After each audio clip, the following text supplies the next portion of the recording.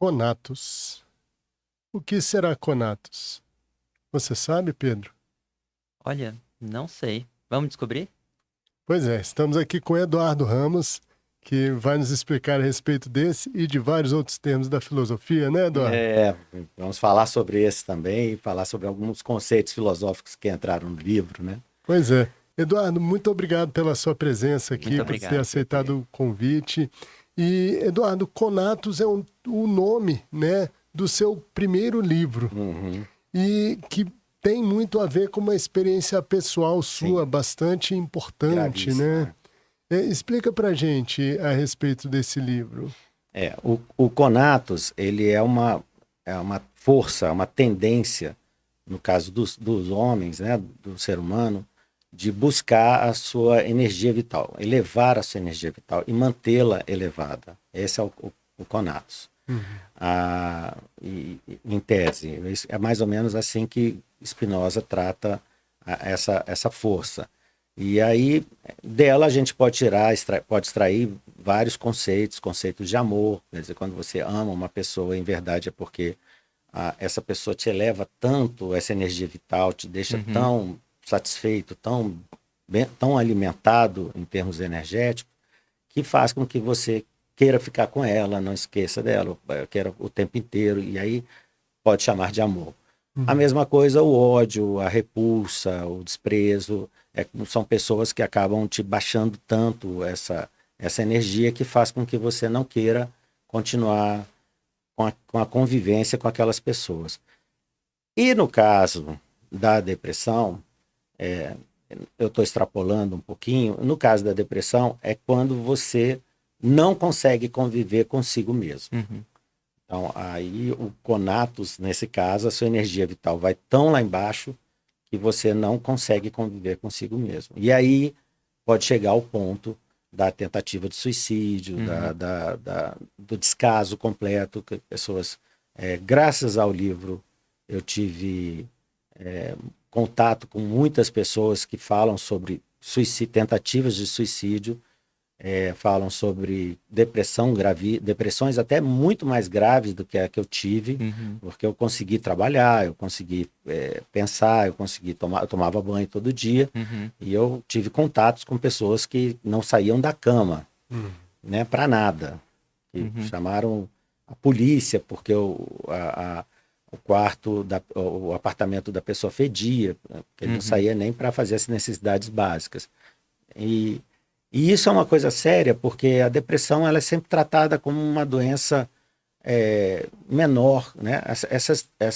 Esses desequilíbrios que nós temos psíquicos, eles são tratados como doenças menores. Ah, vai ali à praia, vai passear, vai caminhar, faça Uhum. uma caminhada, vá fazer alguma coisa um hobby. Você não Uhum. tem hobby nenhum, faça alguma coisa que você vai melhorar a sua depressão. Se fosse fácil assim, estávamos todos resolvidos, Uhum. mas não é.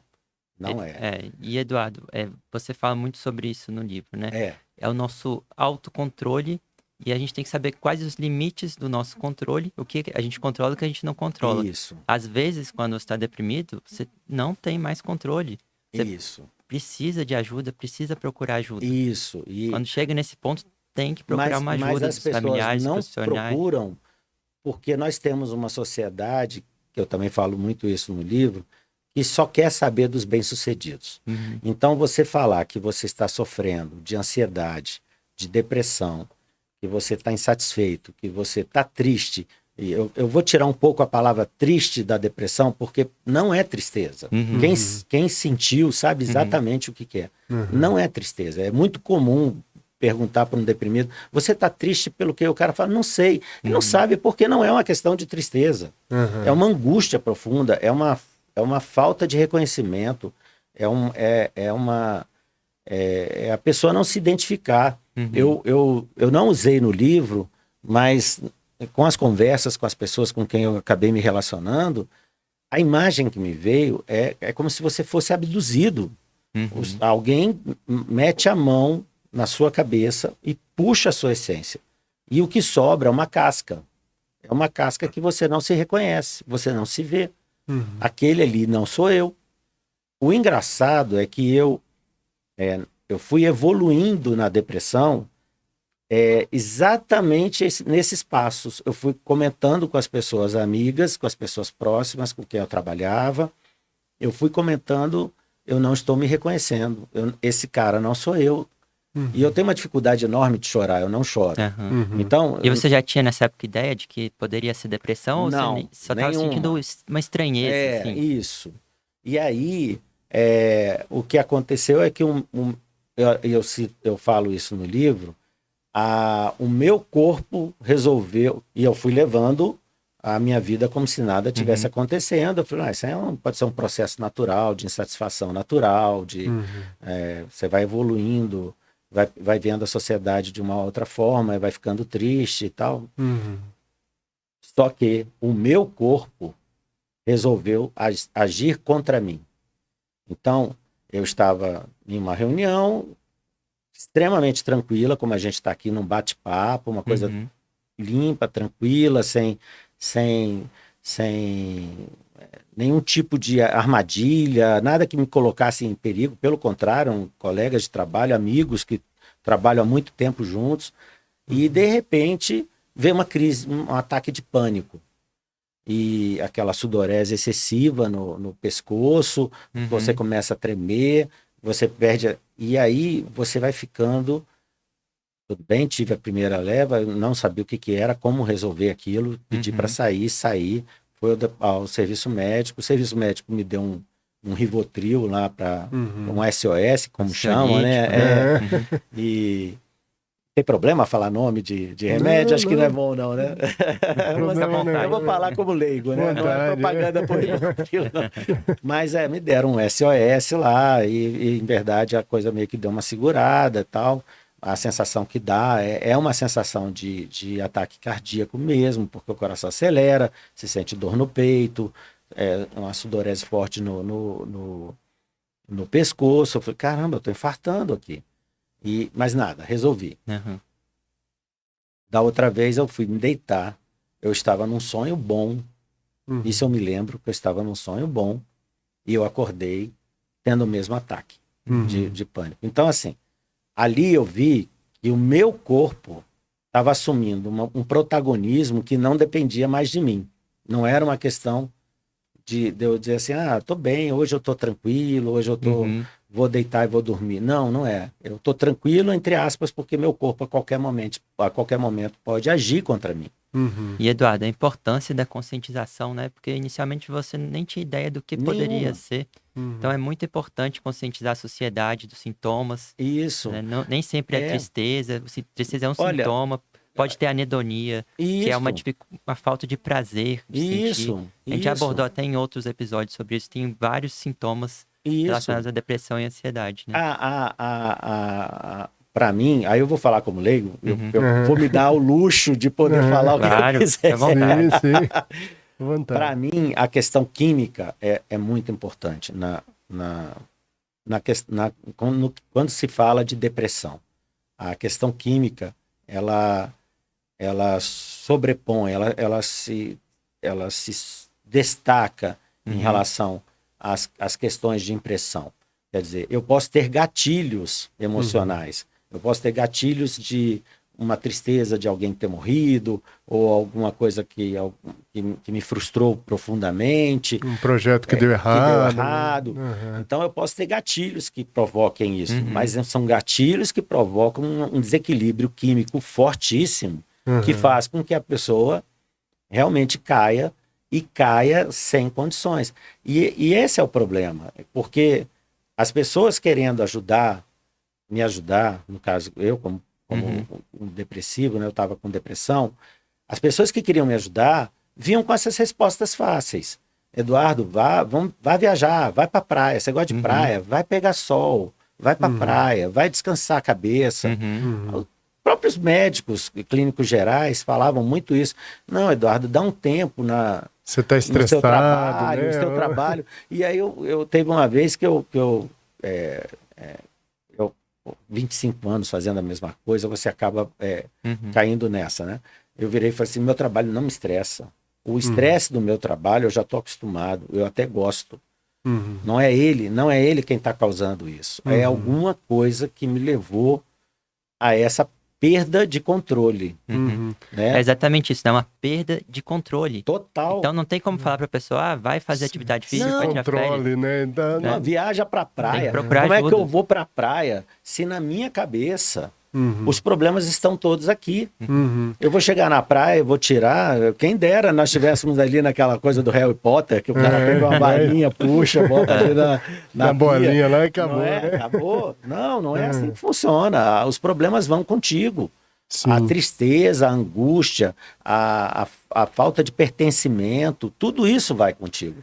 E às vezes quando você está desinserido do seu meio, esses problemas te afligem até mais. Até mais. Até mais. Agora, tem uma coisa engraçada. A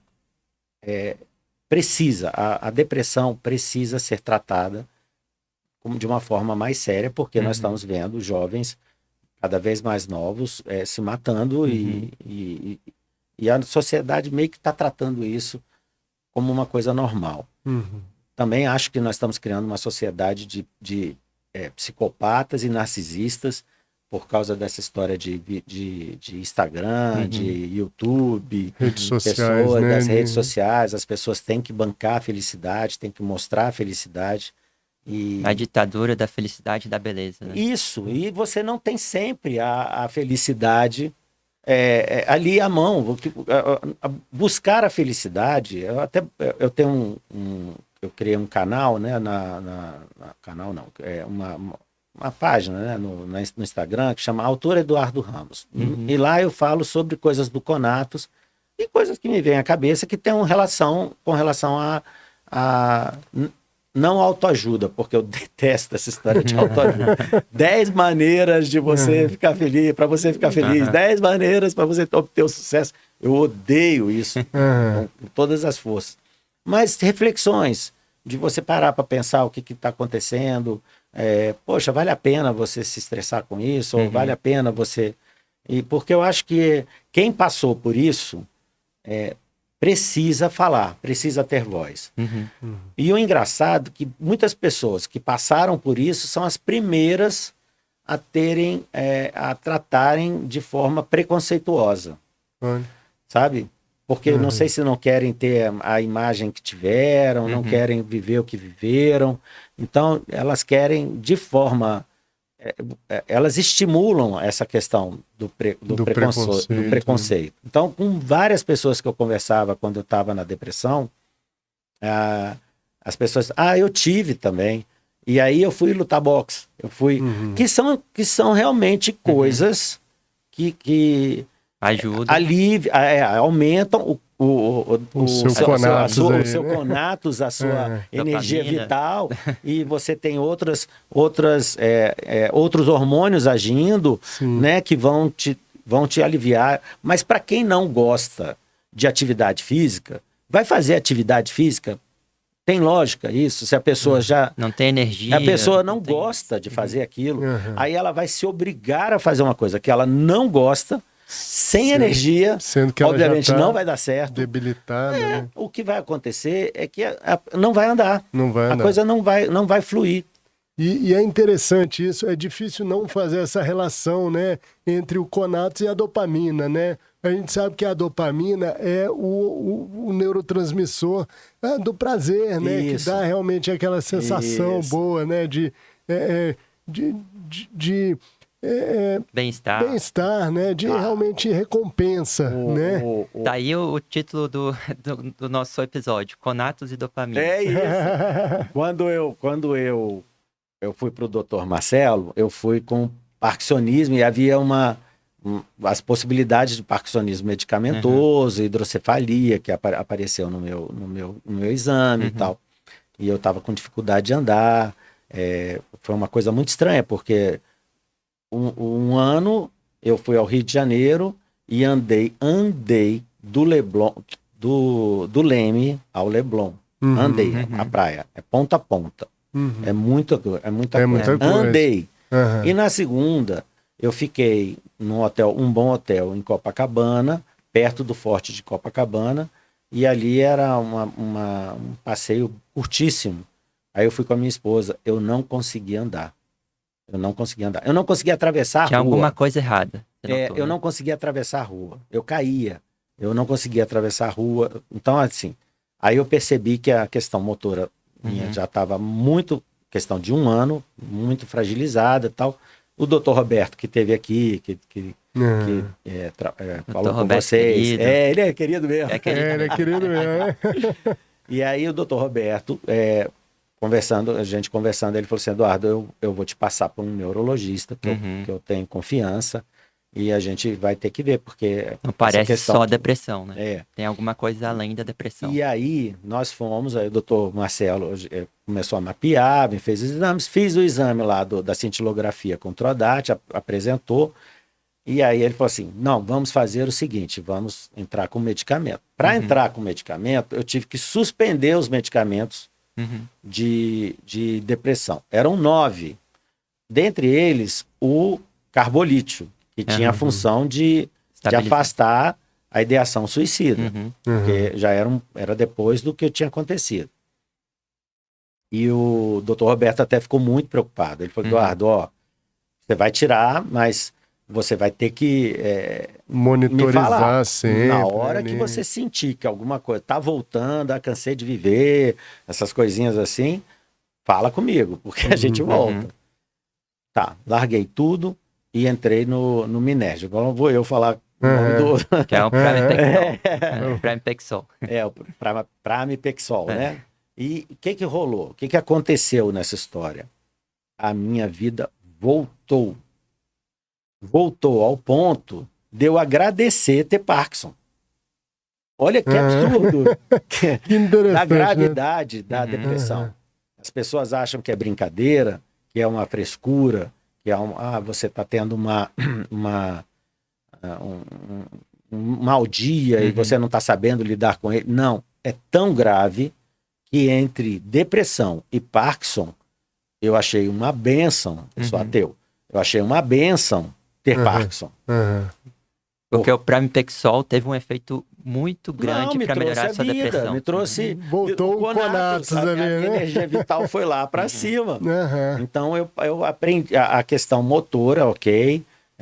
Eu me vejo, às vezes, nos detalhes. Fui comer um acarajé, caiu um camarãozinho atrás entre o papel e o acarajé, e aí eu fui pegar com a mão, aí você já percebe que você não tem mais aquela mão firme, mesmo medicado, você não tem mais aquela mão firme, né? A questão fina fica atrapalhada, mas é isso que eu tenho. Pelo menos o meu intelecto ficou preservado, as minhas ações continuam preservadas, eu continuo escrevendo livro, então assim, vou conviver com ele. Eu sei que o Parkinson não é uma doença fácil, mas se tiver que fazer a opção entre o Parkinson e a depressão, eu não tenho dúvida. Parkinson. Estou fazendo apologia ao Parkinson. E atualmente tem tratamento. Mas é para mostrar para as pessoas que a depressão, que elas tratam como se fosse uma fraqueza, como se fosse um erro de postura social, não tem nada disso. Ela é grave. Ela é séria, ela mata. Eu li uma frase atribuída, porque hoje em dia não dá para você falar quem falou a frase. Né? Então a gente fala atribuída a Robbie Williams, né? Que ele fala, as pessoas não fingem depressão, as pessoas fingem felicidade. E é isso que a gente vê. Então as pessoas tendem a sempre mostrar um lado feliz, sendo que lá no fundo, a coisa não está bem. Eu tive uma experiência, eu falo muito, se vocês quiserem me interromper, por favor. Por favor, o papo está muito bom. Eu tive uma experiência... deixa eu fazer só um comentário.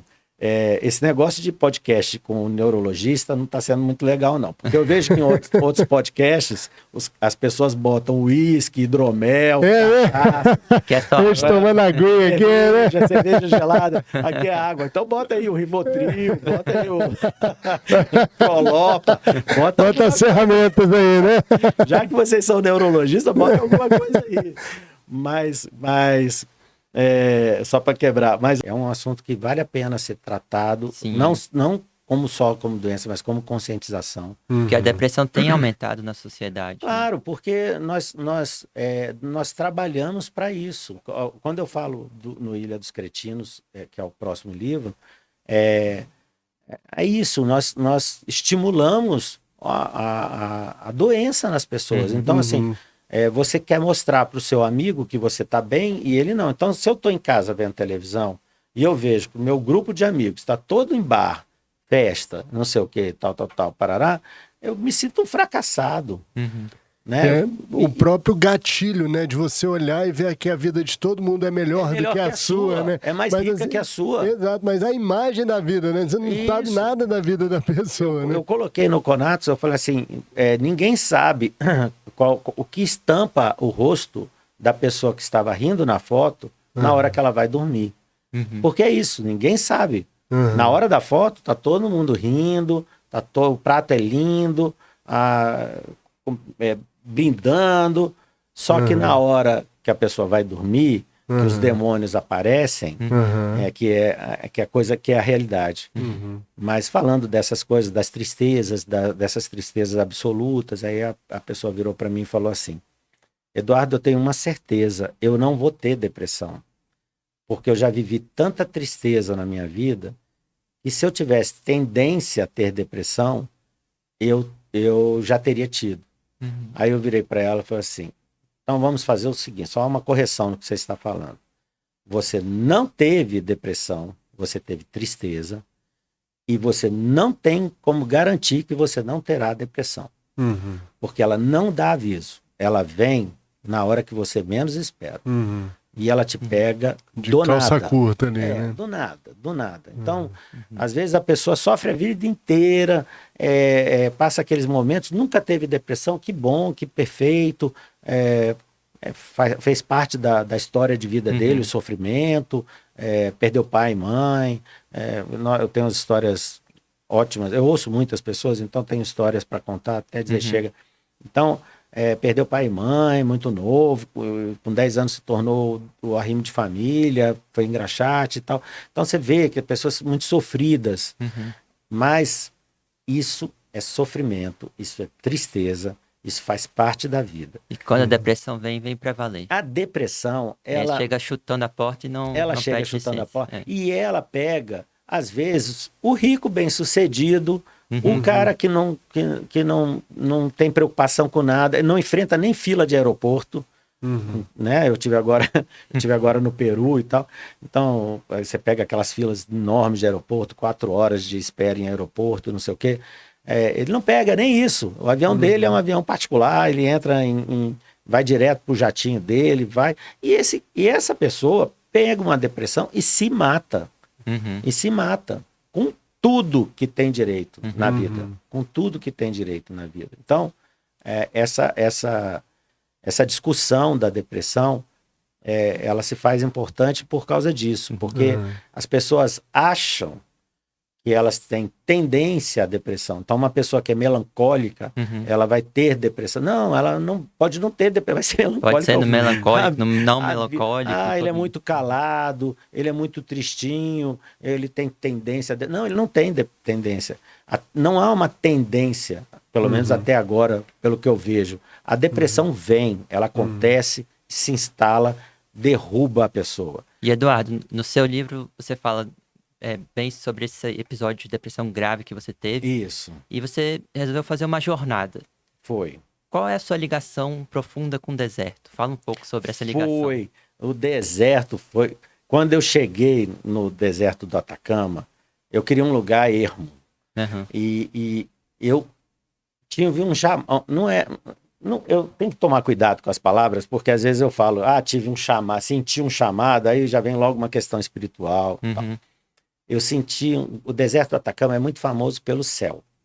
As estrelas. Ele é muito seco, é muito alto. Então você está lá a 3.000 metros de altitude, 4.000, dependendo da empresa que você contratar, em que você vai ficar vendo um céu limpo, seco, sem nuvem, sem gotículas de chuva, sem nada.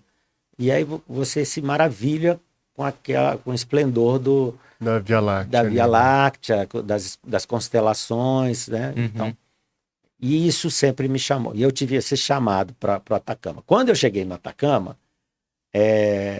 eu gosto de luxo. Quando eu cheguei no Atacama, eu olhei e falei assim, isso aqui é uma roubada. Tem tamanho. Porque, poeira, né?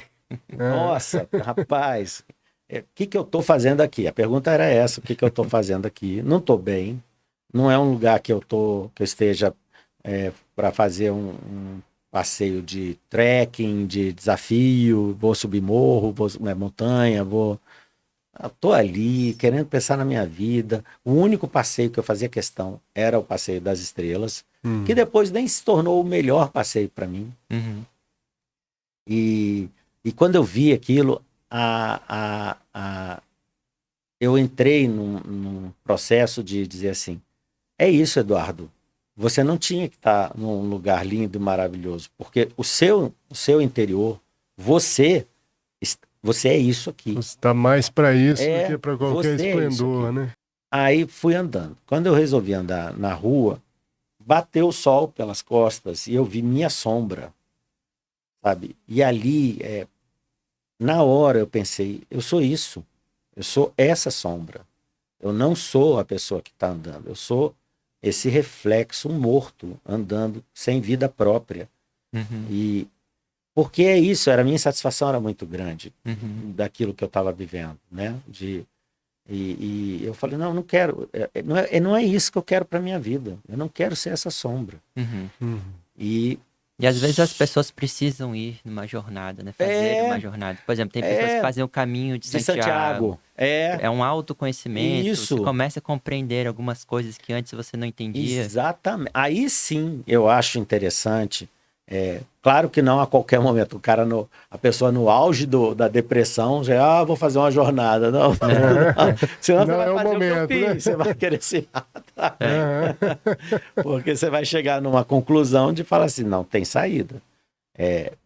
E aí pessoas muito racionais como eu, quando você não vê saída, você aborta o jogo. Né? Eu falei assim, vou abortar o jogo. O que aconteceu? Eu fiz os passeios para todos os dias, para não ficar parado no quarto olhando para a parede, porque não era essa a intenção. Era uma intenção de reflexão, mas não era a intenção de ficar dentro de um quarto olhando para a parede. Eu queria sair, aproveitar alguma coisa, mas eu criei um propósito. Qual era o meu propósito? Eu participava de grupos de passeio, só que eu não interagia com eles. Eu ficava separado dos grupos. Né? Então eu ficava perto de americanos e tal, porque em geral lá eles dividem o grupo que fala espanhol e o grupo que fala inglês. Eu conseguia me comunicar com o grupo em inglês, mas por ser brasileiro e por não querer interagir, ficou mais fácil para mim, como brasileiro, não falar com os estrangeiros que falavam língua inglesa. Então eu fiquei com o grupo sem me comunicar com ninguém. Ninguém falava comigo, eu também não falava com ninguém. E quando me interessava, eu via o que o guia estava falando ali, explicando a região, a formação rochosa e tal. É um passeio legal? Você recomenda? Eu recomendo. Eu recomendo, mas o deserto ele exige que você tenha olhos para ele. Né? Você tem que... Não é um passeio como uma praia lindíssima, não é um passeio como uma floresta, é um passeio seco, é um passeio que o ideal é você se desafiar de alguma forma. É muito comum lá eles pegarem bicicleta e saírem andando de bicicleta pelo deserto. Muita caminhada, né? Porque ele é monocromático. Então, você não vai ver belezas muito diferentes, né? Você vai andar e vai ver pedra, pedra, pedra, rocha, rocha, rocha, rocha, rocha. E aí você não vai... Mas quando você começa a perceber que aquilo tem uma beleza por trás daquela monotonia cromática, né? Você acaba gostando. Eu até cito um negócio que eu aprendi também por conta própria. Você achar belo uma coisa é legal, mas você entender a beleza é muito mais legal, entendeu? Você reconhecer a beleza é uma coisa, mas você entender a beleza é muito... Isso então você entendeu o deserto. Quando você entende o deserto, aí você passa a entender que há beleza naquilo. E aí quando você entende que a sua vida é um deserto também, você passa a entender que há beleza naquilo também. Isso é Conatos? Isso é Conatos, porque você acaba elevando a sua energia vital de alguma forma. Você busca, o que você faz aí é buscar motivos para elevar a sua energia vital. Você tem todos os motivos do mundo para jogá-lo no chão. Você tem uma paisagem monocromática, para não dizer monocromática, você tem o azul do céu e a cor das rochas, as cores das rochas, né? Que são pequenas variações daquilo mesmo, meio avermelhadas e tal. Então você olha aquilo ali, olhou uma vez, 2 vezes, na terceira você já se cansou. Agora, quando você começa a perceber como uma formação rochosa se fez, como uma montanha foi feita, qual a força da natureza fez, qual o movimento sísmico fez com que aquela energia que uma montanha subisse e aí você visse os veios, né, das formações geológicas, e aí você começa a perceber as curvas de tão forte que o movimento foi, e aí você começa a entender, aí você fala, nossa, isso aqui é um espetáculo. A grandeza do que está ali por trás. Porque é isso. Aí você vai se sentindo pequeno, e você se sente pequeno diante de uma coisa magnífica, uma coisa que extrapola a sua realidade, e aí não é só um paredão, sabe? Não é só uma montanha. Você começa a olhar e fala assim, como é que pode isso aqui? Isso aqui aqui tem concha. Então aqui foi mar, aqui foi oceano. Veio lá do fundo. Então assim, imagina uma coisa que era nível do mar e de repente subiu para 5.000 metros, para 3.000 metros. É muita energia.